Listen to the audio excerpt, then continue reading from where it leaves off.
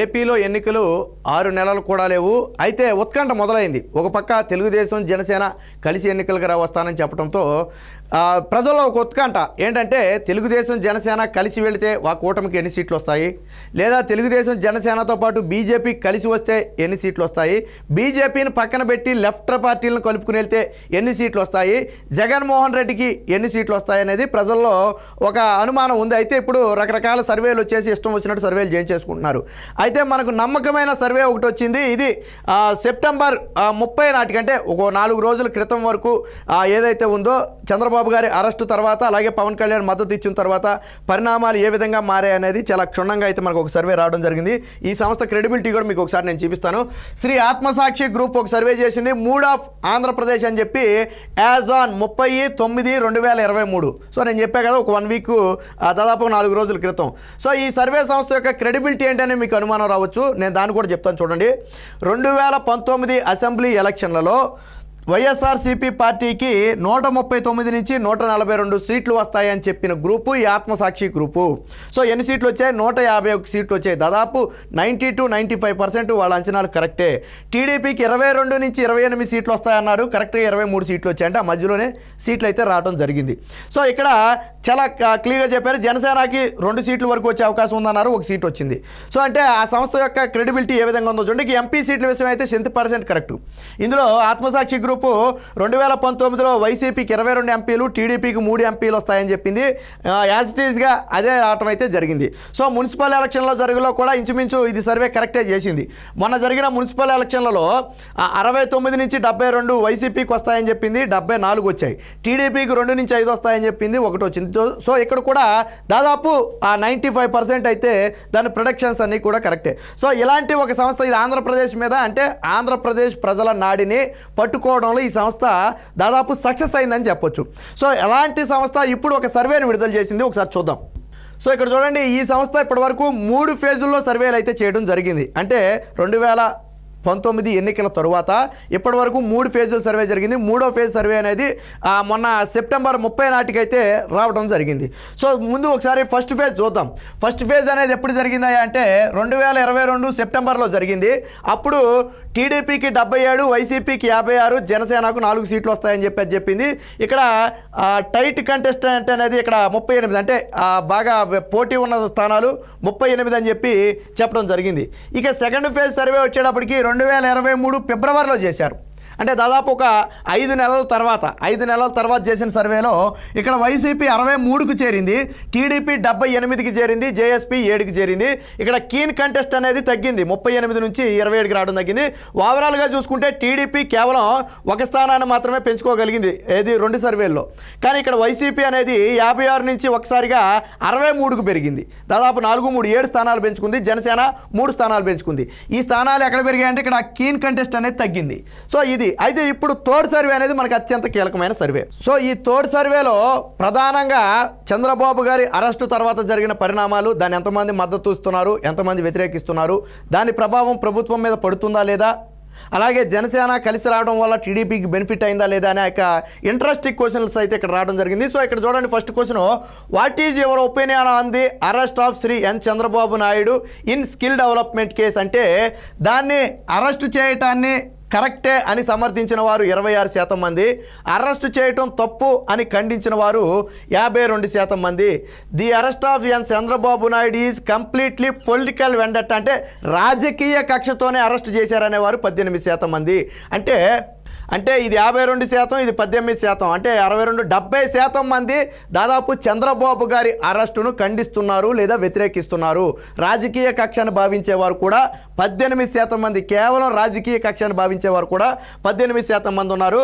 So అంటే ఎటువంటి సమాధానం చెప్పకుండా న్యూట్రల్గా ఉన్నవారు దాదాపు చెప్పలేమన్న వాళ్ళు 4% ఉన్నారు. సో ఇది జగన్ ప్రభుత్వం మీద ఎంత ఇంపాక్ట్ చూపుతుంది అనేది మనకి ఇక్కడ సర్వేని బట్టి అర్థమవుతుంది. ఇక do you think that the arrest of Shri Chandrababu Naidu will impact on YSRCP government? So ఈ చంద్రబాబు గారి అరెస్ట్ అనేది వైసీపీ ప్రభుత్వం మీద ప్రభావం చూపుతుందా అంటే ఇక్కడ చూడండి, ఎస్ చూపుతుంది అనేవాళ్ళు 51% మంది, ప్రభుత్వం మీద ప్రభావం చూపదు అనేవాళ్ళు 35% మంది.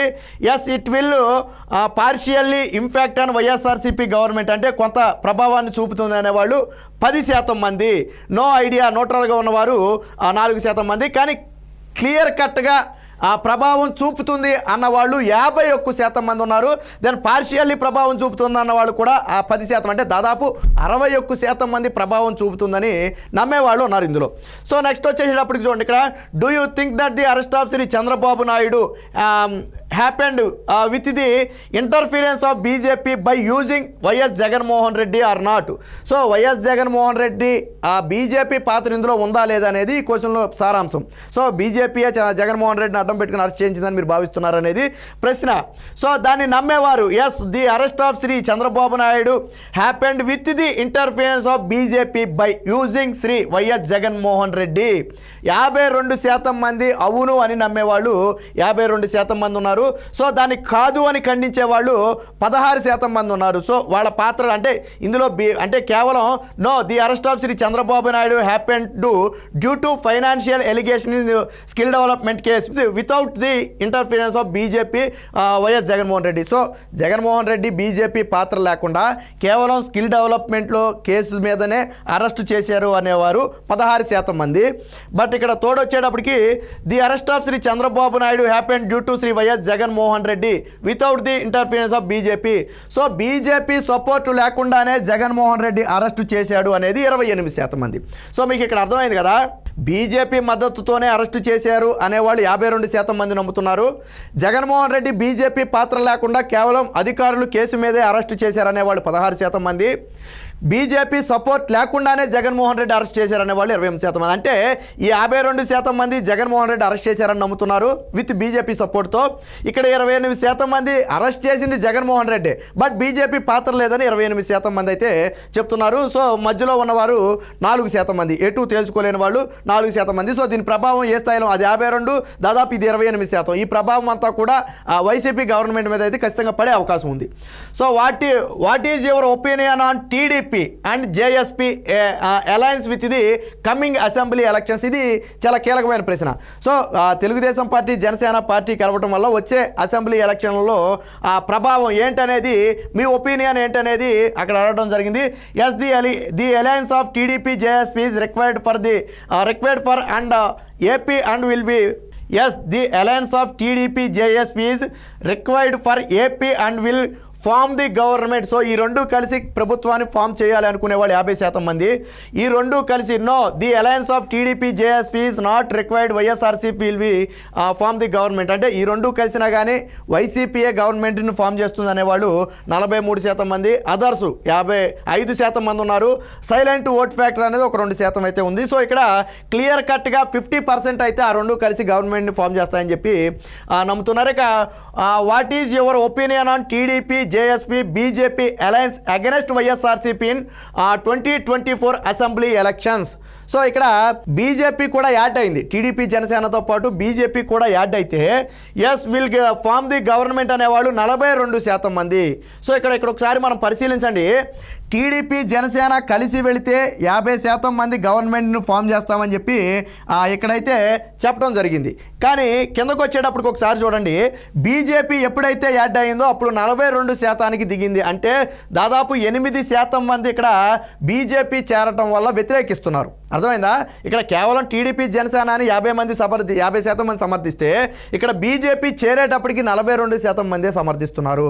సో బీజేపీ అనేది ఖచ్చితంగా కొంత డ్యామేజ్ చేస్తుందని మనకి దీన్ని బట్టి అయితే అర్థమవుతుంది. ఇక YSRCP will form the government if 3 parties alliance will contest in AP. ఒకవేళ ఈ రెండు గన కలిసి 3 గన కలిసి పోటీ చేస్తే వైసీపీఏ ఏపీలో గవర్నమెంట్ని ఫామ్ చేస్తుందని 53% మంది చెప్పారు. సో ఇక్కడ చూడండి, ఇక్కడ టీడీపీ జనసేన కలిసి వస్తే గవర్నమెంట్ను ఫామ్ చేసే శాతం 43% ఉంది. కానీ ఎప్పుడైతే అక్కడ బీజేపీ అనేది ఆ 2 పార్టీలతో యాడ్ అయిందో ఇక్కడ వైసీపీ బలం అమాంతంగా పెరిగి 53% మంది గవర్నమెంట్ని వైసీపీఏ ఫామ్ చేస్తుందని చెప్పారు. సో బీజేపీ ఎఫెక్ట్ ఎలా ఉందనేది మనకు దీన్ని బట్టి అర్థమవుతుంది. ఇక what is your opinion journey on the alliance of TDP JSP left parties. మనం ఇక్కడ బీజేపీని పక్కన పెట్టి లెఫ్ట్ పార్టీస్ని మనం తీసుకుంటే 2024 ఎన్నికల్లో 54% మంది సపోర్ట్ చేశారు. ఇక్కడ ఒకసారి చూడండి, ఇక్కడ బీజేపీ వచ్చినప్పుడు 42% మంది సపోర్ట్ చేస్తే బీజేపీని కాదని పక్కన పెట్టి మనం లెఫ్ట్ పార్టీస్తో వెళ్తే, అంటే టీడీపీ లెఫ్ట్ పార్టీస్తో వెళ్తే 54% మంది మద్దతు పలుకుతున్నారు. సపోర్టు చేయము అనేవారి శాతం బాగా తగ్గింది, 40% మంది. సో అంటే బీజేపీ కంటే లెఫ్ట్ పార్టీసే ఆ రెండు పార్టీలకు బలాన్ని చేకూరుస్తున్నాయి అనేది మనకి ఈ సర్వేని బట్టి అయితే అర్థమవుతుంది. సో ఇక్కడ మరొకసారి చూడండి, ఇక్కడ చీఫ్ మినిస్టర్ చాయిస్, ఇక ఇదంతా పక్కన పెడదాం.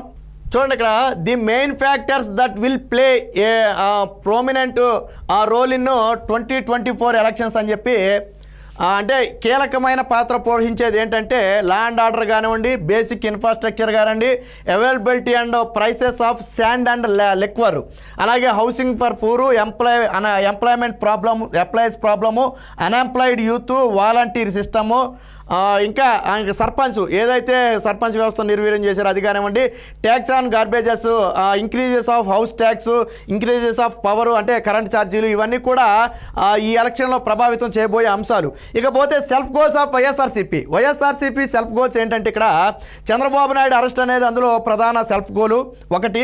రెండు, unnecessary allegation of Pawan Kalyan, అంటే పవన్ కళ్యాణ్ మీద అంటే అర్థం పర్థం లేని ఆరోపణలు చేయడం కూడా వైసీపీకి సెల్ఫ్ గోల్గా మారింది ఇక్కడ.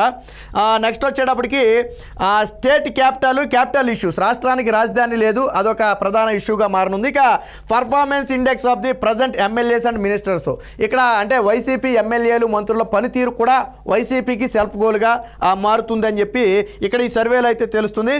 ఇక తర్వాత చూస్తే, సో చూడండి, ఆల్రెడీ మనం ఇందాక ఏదైతే చూసామో the expected vote share among parties as on 30/09/2023, అంటే మనం ఇక్కడ చూడండి ఒకసారి, TDP, JSP, YSRCP, BJP and other parties will be contest individually, అంటే ఎవరికి వారు విరివిడిగా పోటీ చేస్తే ఇక్కడ వైసీపీ 41.5% ఉంటుంది, టీడీపీ 44%. సో ఇక్కడ టీడీపీ తాను ఒంటరిగా ఎన్నికలకు వెళ్ళినప్పటికీ కూడా 44% ఓట్ షేర్ని, అంటే మెజారిటీ ఓట్ షేర్ని ఈరోజు కైవసం చేసుకుంటుంది. నెక్స్ట్ జేఎస్పీ 10%, బీజేపీ 0.5%, అదర్సు 3%, అంటే సైలెంట్ ఓట్ ఫ్యాక్టర్స్ అనేది 1% ఉంటుందని చెప్పి ఇక్కడ ఓట్ సర్వే చెప్తుంది. సో ఇండివిజువల్గా వెళ్తే మాత్రం టీడీపీ అయితే 44% ఓట్ షేర్ని అయితే గెయిన్ చేస్తుంది. జేఎస్పీ మాత్రం గతంలో 5% ఉన్న ఓట్ షేర్ ఇప్పుడు దాదాపు 10% అయితే పెరిగినట్టుగా అయితే మనకు తెలుస్తుంది. వైసీపీ కేవలం 41.5% దగ్గర మాత్రమే ఆగిపోయే అవకాశం ఉంది. నెక్స్ట్ వచ్చేటప్పటికి, if TDP JSP with alliance against YSRCP vote share is as followers, అంటే టీడీపీ జనసేన కలిసి వెళితే ఆ పరిస్థితి ఎలా ఉందో ఒకసారి మనం చూద్దాం. టీడీపీ జనసేన కలిసి వెళ్తే 50% ఆ సీట్లను అయితే 50% ఓట్ షేర్ గెలుచుకుంటుంది. అలాగే వైఎస్ఆర్సీపీ 43% ఓట్ షేర్ని గెలుచుకుంటుంది. బీజేపీ ఎప్పట్లాగానే ఉంది, ఇక్కడ అదర్ ఫ్యాక్టర్స్ అనేది కొద్దిగా పెరిగింది. సైలెంట్ ఓట్ ఫ్యాక్టర్ కూడా 2% ప్రభావం చూపుతుంది. ఇక్కడ చూడండి, టీడీపీ, జేఎస్పీ, బీజేపీ, ఇక్కడ బీజేపీ కలిసేటప్పటికి ఏమైందో చూడండి, 43%. వాస్తవానికి ఇక్కడ టీడీపీ జనసేన కలిసి వెళ్తే 50% ఉంది, బట్ టీడీపీ జనసేనతో పాటు బీజేపీ కలిసి వచ్చేటప్పటికి 43% పడిపోయింది. బట్ ఇక్కడ అదే టైంలో వైఎస్ఆర్సీపీ 47% పెరిగింది. అంటే వైసీపీ 43 నుంచి 47% పెరిగింది, బట్ టీడీపీ జేఎస్పీ అనేది 50% నుంచి 43% తగ్గింది. సో అంటే ఈ 7% ఓట్ ఫ్యాక్టర్ అనేది బీజేపీకి కలవటం వల్ల అది వైసీపీకి యాడ్ అవుతుంది. సో బహుశా మరి అది ముస్లిం ఓట్ షేర్ రూపంలో ఏమన్నా మారే అవకాశం ఉందేమో చూడాలి. ఇక ఒకవేళ బీజేపీని పక్కన పెట్టి టీడీపీ, జేఎస్పీ, లెఫ్ట్ పార్టీస్ కలిసి వెళితే పరిస్థితి ఏంటో చూడండి. ఇక్కడ మెజారిటీ ఈ 3 పార్టీలు కలవటం వల్ల ఎక్కువ బెనిఫిట్ జరుగుతుందని ఇప్పుడు ఈ సర్వే అయితే చెప్తుంది. దాదాపు 54% ఓట్ షేర్ని అయితే ఈ 3 పార్టీలు కలిసి వెళ్తే గెలుచుకుంటున్నాయి. బట్ వైఎస్ఆర్సీపీ మాత్రం 43%కే పడిపోతుంది. బీజేపీ 0.75 అంటే 1% కూడా వచ్చే అవకాశం లేదు. సో ఇక్కడ దీనికి సంబంధించి ఏజ్ వాటర్తో పాటు బీసీ, ఎస్సీ, ఎస్టీ ఓట్ షేర్ని కూడా ఇక్కడైతే ఇవ్వడం జరిగింది. సో అదంతా ఇప్పుడు మనకైతే అంత అవసరం లేదు. ఇక కిందకు వచ్చేటప్పుడు ఒకసారి చూద్దాం. సో ఇక్కడ లాస్ట్లో కన్క్లూజన్కి వచ్చేటప్పటికి చూడండి, 2019లో 49.95% ఓట్ షేరు గెలుచుకున్న వైసీపీ ఇప్పటికిప్పుడు ఎన్నికలు జరిగితే 41.5% ఓట్ షేర్ను గెలుచుకుంటుంది. ఇక 2019 ఎన్నికల సమయంలో 39.17 ఓట్ షేర్ను గెలుచుకున్న టీడీపీ ఇప్పటికిప్పుడు ఎన్నికలు జరిగితే 44% ఓట్ షేర్ గెలుచుకుంటుంది. సో వైసీపీ అనేది డిక్రీజ్ అయింది, టీడీపీ అనేది ఇంక్రీజ్ అయింది మనకు అర్థమవుతుంది. అలాగే జేఎస్పీ 5.1 33% నుంచి ఇప్పుడు 10% పెరిగింది. దాదాపు 4.5% పైగా ఆ ఓట్ షేర్ని అయితే పెంచుకుంటుంది. మిగతా అన్ని కూడా బీజేపీ ఓట్ షేర్ ఉన్న ఓట్ షేర్ కూడా తగ్గినట్టుగా కనపడుతుంది. మిగతా అన్ని యాజ్ ఇట్ ఈస్గా ఉన్నాయి. సో ఇది అంటే టీడీపీ జనసేనతో పాటు లెఫ్ట్ పార్టీలు కలిసి వెళితే 54% ఓట్ షేర్తో ఒక సుస్థిరమైన ప్రభుత్వాన్ని స్థాపిస్తాయని చెప్పి ఆత్మసాక్షి సర్వే చెబుతుంది. ఒకవేళ బీజేపీతో వెళితే ఇప్పుడు వైసీపీకే విజయ అవకాశాలు మెరుగుపడుతున్నాయి తప్ప టీడీపీ జనసేనకి ఎదురు దెబ్బ తగిలే అవకాశం ఉందని చెప్పి సర్వేలు అయితే చెప్తున్నాయి. ఇక లేదు, ఏ పార్టీకి ఆ పార్టీ ఒంటరిగా వెళ్ళినప్పటికీ కూడా తెలుగుదేశం పార్టీ క్లీన్ ఎడ్జ్తో అంటే ఖచ్చితమైన మెజార్టీతో ఏదైతే చంద్రబాబు గారు ముఖ్యమంత్రి కావడానికి కావాల్సిన సీట్లు ఉన్నాయో దాదాపు ఆ సీట్లను అయితే సాధించే అవకాశం అయితే కనపడుతుంది.